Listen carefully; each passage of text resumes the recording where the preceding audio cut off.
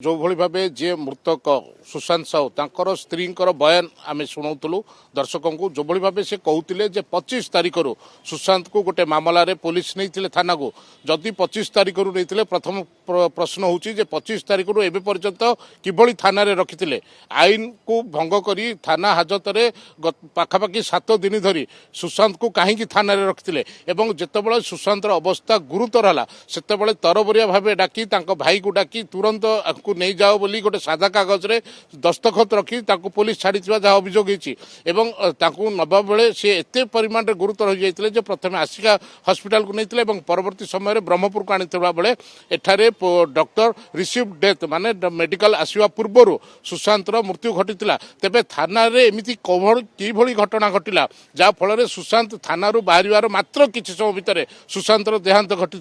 सुशांत भाई जहाँ सूचना दौले जे तांको देह सारा संपूर्ण रूपे माड़ चिन्ह रही अति बर्बरचित भाव माड़ मरा से अभियोग करपरिक सबुठ बड़ विडंबनार विषय मु देखा चाहिए ये हूँ मेडिकल एमकेसीजी मेडिकल भितर थिबा फांडी जोटी सुशांतर भाई आम गणमाध्यम को किसी प्रतिक्रिया देवाई चेष्टा करुला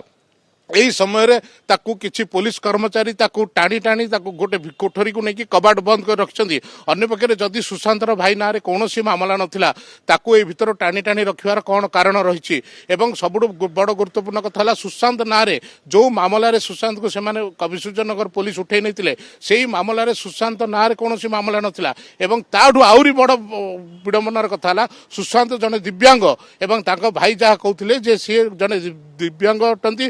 तांको पुलिस नहीं किभली भावे एते माड़ मारी देहांत घटी जदि देखा ए संपर्क में कौन पुलिस अधिकारी बर्तमान पर्यंत प्रतिक्रिया देना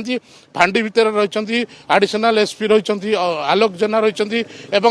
सहर टाउन ब्रह्मपुर सहर टाउन एसडीपीओ रही से दुई जन आउ कि पुलिस कर्मचारी मृत सुशांत भाई को नहीं भितर कबाट बंद कर रखिंट कौन आलोचना करी आलोचना कर बर्तमान गणमाध्यम दूरे रखिंट जदिओ सुशांतर भाई आमको प्रतिक्रिया देवाई बहुत चेष्टा करते किंतु पुलिस टाणी टाणी नहीं जाई गोटे कबाट भितर कोठरी भितर रखी ताला बंद कबाट बंद कर रखिंट तेबे एठी प्रश्न उठुचे जे पुलिस एभली बर्बरचित घटना कहीं घटाऊँच जो भाव गोटे हाजत मृत्यु दुईटी हाजत मृत्यु बर्तमान ओडिशा रे चर्चार विषय रही बेले पुणी गंजाम जिले में एभली हाजत मृत्यु घटना बर्तमान चर्चार आसी तेबे ए नहीं पुलिस पक्षर कौन प्रतिक्रिया मिल ना जहाँ आमर आस्का प्रतिनिधि सूचना दूसरे बर्तमान कविसूर्यनगर थाना घेराव बर्तमान सेठी बहु लोक भिड़ जमैले एपरिक केउ कारण कौ मैंने लिप्त रही विरुद्ध दृढ़ कार्यानुष्ठान दाबी होची।